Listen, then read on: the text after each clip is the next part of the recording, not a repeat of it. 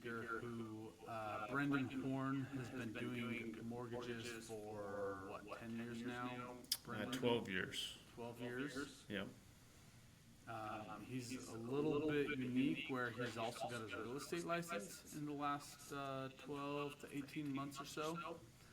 So he's a bit on both sides. And today we want to talk about the NAR lawsuit and how to navigate the problems or the issues that could come up with that. So, Brendon, thanks for joining me, man. You're welcome. Happy to. How's everything going? It's going good. It's going really well. Yeah. It's a great time to be in the industry. Lots of changes, but all in all, they're really good. Dude, that's so good. I think, side note, but I think it's such a good time. I see a lot of people trying to join the industry right now just because it is a little bit slower than normal, and they realize that that's an opportunity, right? It's not Right. It's not a downside. It's actually an upside thing for them. Yep, exactly. Less competition. Yeah, exactly. Less competition. You start building everything right now, and as the market continues to grow, you'll grow with it. I remember when I started mortgages almost 15 years ago. Same type of scenario. Down market, no competition.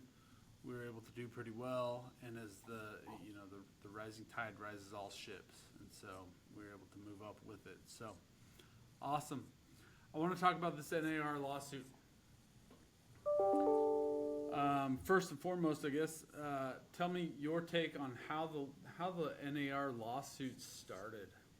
Yeah, so, according to the lawsuit, the plaintiffs, the people that kind of went after the National Association of Realtors, essentially accused the National Association of Realtors from preventing buyers from negotiating the commission that a buyer's agent would collect on a transaction.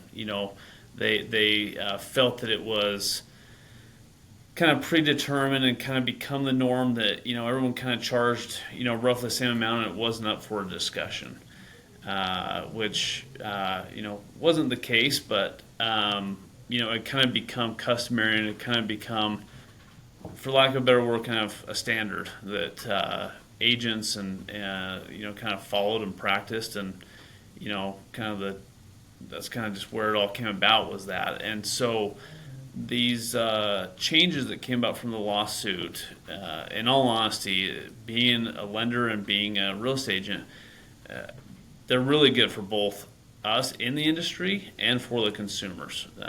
Some changes have happened that have been really good, really beneficial for both parties, in my opinion. Okay. Well, what do you mean by that? Like, how is it good for? Let's focus on the consumer, I guess. How's it good for the consumer? So now with the consumer, there's a lot more transparency. So like I said, in the past, the commissions were always negotiable, but the way it was maybe presented, or the way, some of the forms, it was kind of just put out there, and it was almost as if like, hey, this is what we get, and there's no real,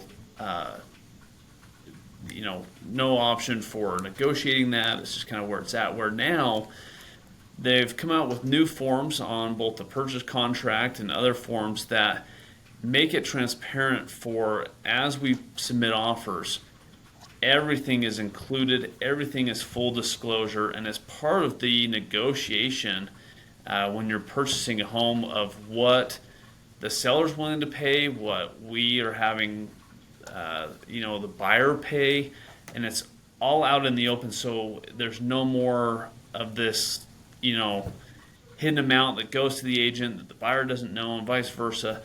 There's a lot more disclosure. Everyone's got to sign forms, and it really helps put you as the agent and the consumer. You know exactly what you're getting, what's going where, and if it comes down to negotiations, there's that leverage that kind of helps you as a consumer, because the buyer's agent commission is not set.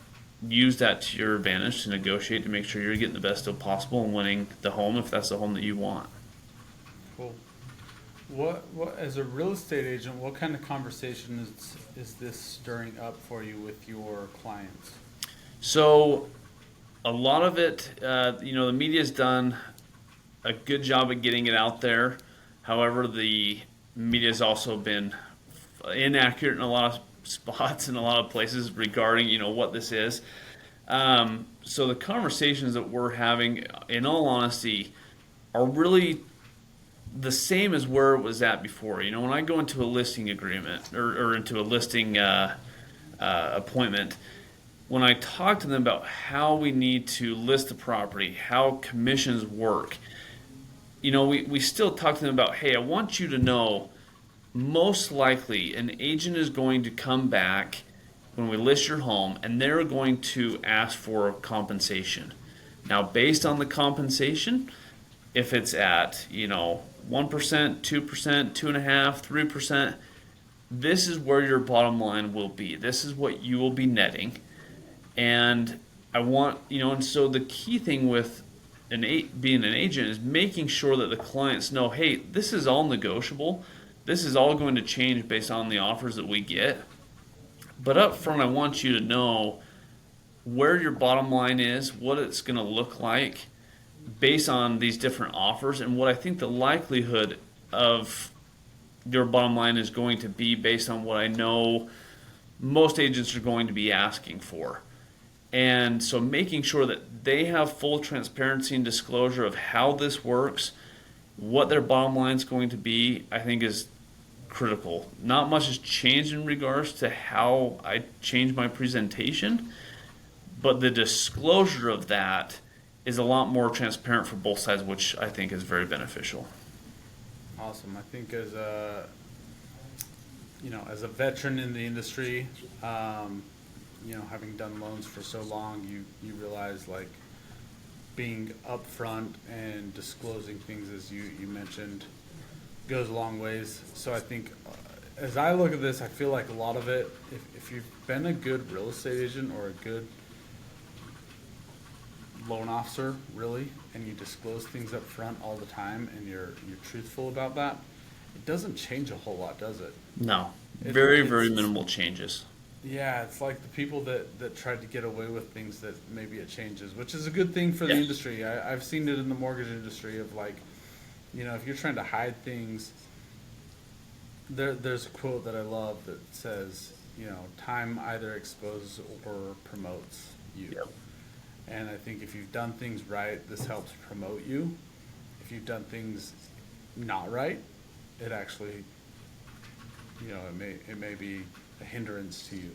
Yeah. But I think it's good in raising the bar for the whole industry. So one of the things that you and I have talked about in the past a little bit as this started coming to fruition, and I do think is super important for us to be aware of and think through, is not necessarily the pros and cons of this for the agents and or consumers, but more so, what are the conversations that real estate agents and loan officers need to start having? Because I know as a loan officer, I'm quoting a bottom line for a client, right? I get them pre-approved. I walk them through what their payment's roughly going to be. Maybe there's a rate buy down or a rate credit, and I'm factoring that in with all the other costs that I know about. And I'm saying, okay, Mr. Client, Mrs. Client, this is roughly what your monthly payment's going to be. Variables are taxes and homeowners insurance, maybe an HOA. HOA transfer fees are a variable with bottom lines. And I'm coming up with a bottom line that I expect they should be ready and willing to pay at the end of the deal, right? Mm-hmm. But this throws in a little bit of a wrench, whereas if I'm a loan officer and I don't know whether the seller or the buyer is coming up with the cash to close, or with the real estate agent commissions, my bottom line might be, if you're talking about a $500,000 loan or purchase price, and they're paying the real estate agent even 2%, then I don't realize they've got another $10,000, which not everybody just has an extra $10,000 laying around, right? Right. So what are the conversations that real estate agents and loan officers need to be having together during the pre-approval and getting under contract process? Yeah, that's a great question. So obviously, from the agent piece, before we take a client out, we have to have agency defined, meaning there's a document that needs to be signed that creates agency between me and the borrower. And in that document, it outlines what my compensation is from them, what that looks like, in a dollar form or in a percentage form, and having that conversation with them of, hey, when we go out looking at homes, I'm going to try to negotiate this as all part of the deal. Now, in the event that a seller doesn't pay any commission or can't pay any commission, we need to determine, do you have the ability to cover my compensation? Can I reduce my compensation down to a certain point to where we just all make it work? Those conversations need to be had with the agent and the consumer, as well as with the loan officer. So at that point, once we go out shopping and we find a home we want, let's say, like I had a situation where I have a client I've got a buyer broker with at 3%, and we went to look at a property. They loved the home. However, the client or the seller was only offering a 1% commission. In our offer, we negotiated for, they've already agreed to pay 1%, but in our offer, we asked them to pay an additional 1.5%, with me taking a 0.5 point haircut on my compensation for this client. And they came back stating that they are only going to pay 1%, period. And so at that point, we had a great purchase price on the home. My clients really wanted the home. And we had this buyer broker, though, at 3%, they're only paying 1%. And so I talked to my clients and came to terms that, hey, I will drop this down. What do your funds to close look like? How much do you have available to you? And at that point is when we got with the loan officer and said, okay, what is their bottom line? If we were to accept this offer, what does that look like with their cash to close with you? And in this situation, the number came in of cash to close at right around about $21,000. And I said, okay, borrower, my client, what do you have available in addition to this bottom line that you're required to pay that you can have as excess? And at that point, the borrower only had roughly about $4,000, $5,000 left. And obviously, I didn't want to take all of that. I want to give them some cushion and all that stuff. But I also, need to be compensated for my time, my work, and that. And so what we did as part of the contract is took the 1% from the seller, and then as part of the contract is the borrower, my client, was paying out of their side an additional $2,500 that went towards my commission for my work. And so because of that, where now the borrower is paying an additional $2,500 for my compensation because the seller couldn't or didn't want to, we had to notify the loan officer so that they were aware of a bottom line change, because at closing, there's going to be a line item on the settlement statement for $2,500 coming from the borrower to be paid out in commission. And I wanted to make sure that the loan officer was aware of that, the borrower was aware of that, so that we all from the very beginning had a very accurate bottom line of what they could expect to bring in. Because the last thing I wanted to do was have them get all the way to closing. Me and the client have had this conversation, but if the loan officer didn't know, one, the bottom line and the presentation the entire time is going to be misleading by that $2,500. And in the event something comes up, Ty, you've done loans for, longer than I have. How many times do we get a client that gets all the way to the end and then something comes up and the file needs reserves, the file needs something that all of a sudden changes the outcome of that loan? And in those situations, the loan officer needs to be aware of what funds need to be allocated where, so they know exactly how much they have to work with in case something like that comes up. And if we don't have that clear understanding between all of us, then when something like that does come up, it could throw the whole thing for a curveball, in the final hour. And then some really hard conversations and hard discussions have to happen at that point. So the key is to make sure we're having those conversations up front. Everyone's in the loop on what the expectations are. and that way we don't run into any surprises at the end. That's awesome. Yeah, and I was going to bring up like some of the agency guidelines. You know, I looked through FHA, USDA, VA, Fannie Mae, Freddie Mac, what they are or are not allowing, right? Basically across the board, and this is important to note, but across the board, they're allowing the sellers to pay those commissions as they always have.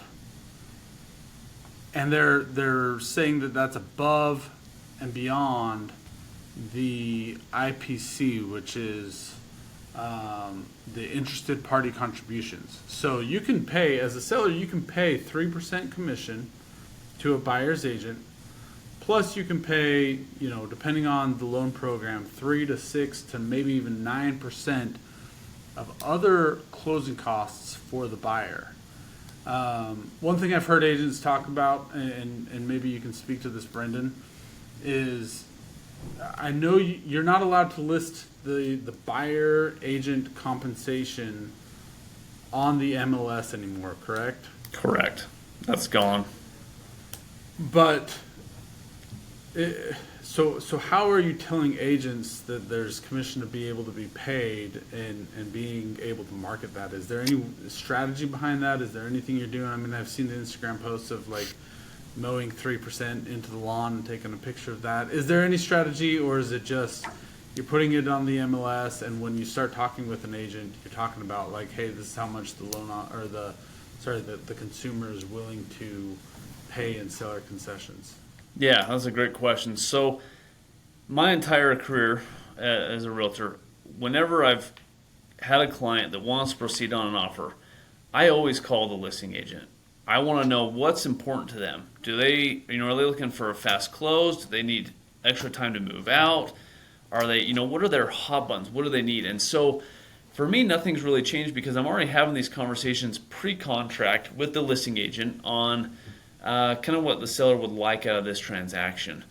And in that conversation now, where there's no offer of compensation listed anywhere, that's one of those questions that as agents we have to be asking each other of, hey, is there any offer of compensation per your listing agreement through your brokerage that you guys are publicly, well, I guess not publicly, but offering for buyers agents?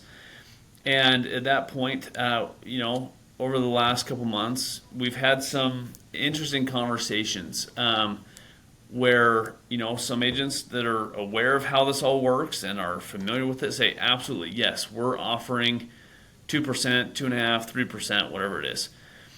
And then others, some agents have prepped their client of, hey, we're not going to offer any compensation. We're just going to let the agent who's submitting an offer structure it however they want. And so we have kind of a mix of both, and it's interesting in the transactions that I've been involved with. The transactions where the listing agent has already kind of prepped the seller an amount that they would like to offer, it goes a lot smoother and a lot easier versus the ones that just have said, kind of took the easy route out. Because it's, discussing commissions and taking money away from a seller is never an easy conversation. It's a hard conversation to have. But it's a conversation that needs to be had, because if you don't, at some point, you're going to have it. And if you don't do it up front before they list the home, it's going to come at the point when an offer is submitted. And in that situation where they said, hey, we're not offering anything, just send us your offer and include your compensation, then it's kind of a gut punch for the seller of, man, I went from this offer all the way down to here. Like, I really wish I would have known up front that this is where it was going to be. Obviously it's always negotiable, so they can come back and counter. But just being on the buyer side of those transactions and in talking with the listing agents, I've had some sympathy for both the seller and the listing agent, because at that time they had not been prepped, like we talked about previously, with kind of what those expectations may look like. And it's a hard conversation for them to get through. But yeah, yeah, it just kind of depends on, like with everything, it's all about presentation and making sure everyone's disclosed and aware of what's taking place. I like that. I mean, it's all about expectations, right? Mm-hmm.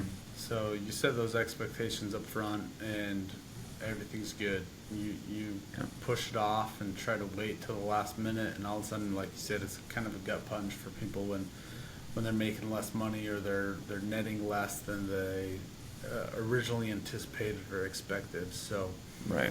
awesome. I appreciate you being here. I mean, any last comments? What are some of the pros and cons for sellers and for buyers that you see with this? Yeah, I mean, one of the biggest changes, like on a buyer side, so before a buyer's agent can open any door for anybody, like I said, they have to create agency, which is great. It's a pro and a con, depending on how you look at it. The great part is it does protect the buyer and the buyer's agent when going into a home by having that agency established. Now, some of the cons that does is let's say they meet some random agent that's showing them a door, opening a door for them to look at a property, and the agent and them just don't mesh very well, or it's maybe just not a good fit, and now they're kind of have this touring agreement, this agency, put established that kind of ties them to that real estate agent. So there's protection on both sides, but there's also some cons. So part of this and part of kind of how I do this is I want to make sure before I commit to any client, I want to make sure that this is a good mutual relationship between me and that buyer. And so whenever I do a touring agreement for a new property, when I'm meeting a new buyer, I always set it up for just that property and for a small window, so that at that point I can see, hey, does this client mesh well with my standards and with how I work?